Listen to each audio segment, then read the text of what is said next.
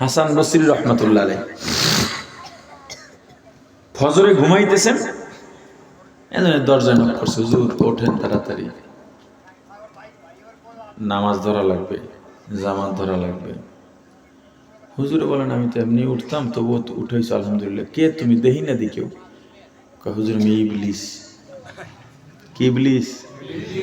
ইবলিস। ইবলিস যে তাহাজ্জুদ পড়ে মাঝে মাঝে, তাহাজ্জুদ পড়লে হেরে কি তাহাজ্জুদ গুজারি কওয়া যাইব? বুঝ দেবে ইবলিস তাহাজ্জুদ পড়ে কাকে, কথা কয় না। সমাজের চোর বাটপার গুলা, ইসলামের বিরোধী গুলা নির্বাচনে যে মাথায় টুপি পরে বুঝতে হইবে শয়তান মাথায় টুপি দিয়েছে কেন। আর এইটা বুঝতে পারেন না দেখেই তো মরতি আছেন, মরেন আরো মরেন। তুমি ইবলিস, তোমার কাম তো ঘুম পড়াই না। কাজুর ঘুমাইছি, ঘুম পড়াইছি, ঘুম পড়াইয়াই তো আজকে উঠেই দিস। কারবারটা কি? কাজুর গতকালকে আপনাকে ঘুম পড়াইছিলাম,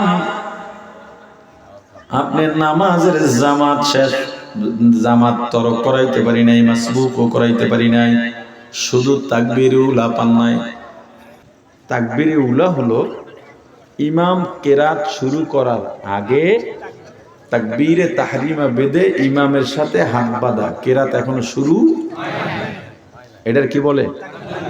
তাহলে জামাতটা কোন সময় শরীক হওয়া লাগে? কি বুঝেন নাই?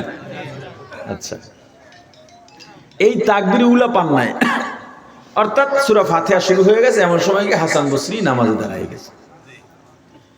এজন্য হুজুর আপনি এমন কান্দা কানছেন কায়, আল্লাহ আপনার আমল নামায় কয়েক কোটি তাকবীরুল্লাহর সওয়াব দিয়ে দিছে।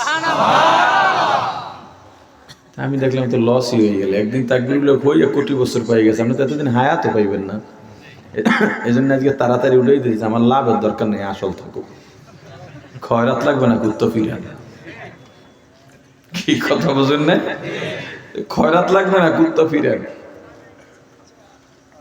প্রাণের ভাই আমার, নেককার ব্যক্তির নেকি মুকাররাবিন বান্দার কাছে সেটাও গুনাহ।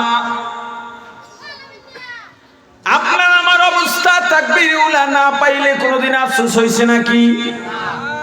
এক রাকাত নামাজ মাসবুক তো বুঝেন, এই শব্দ, এই শরিয়া পরিভাষা এগুলো এখন আমাদের মাঝে নাই, জানেও না, অথচ এই মাসালাগুলো জানাও আপনার জন্য ফরজ।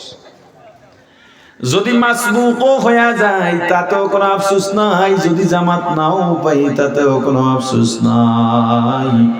কিন্তু এমন বান্দা আছে তাকবীরে উলা না পাইলে কামতে কামতে রাত্রটা নির্ঘুম কাটায় দেয়।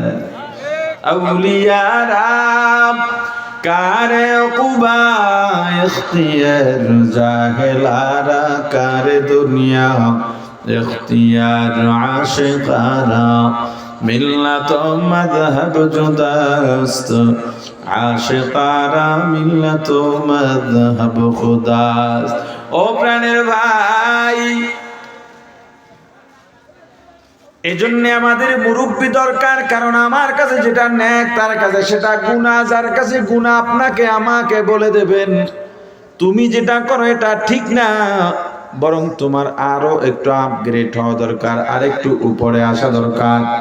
এতদিন 5 ওয়াক্ত নামাজ পড়ছো, এখন নামাজের সাথে সাথে কিছু নফল নামাজও পড়ো।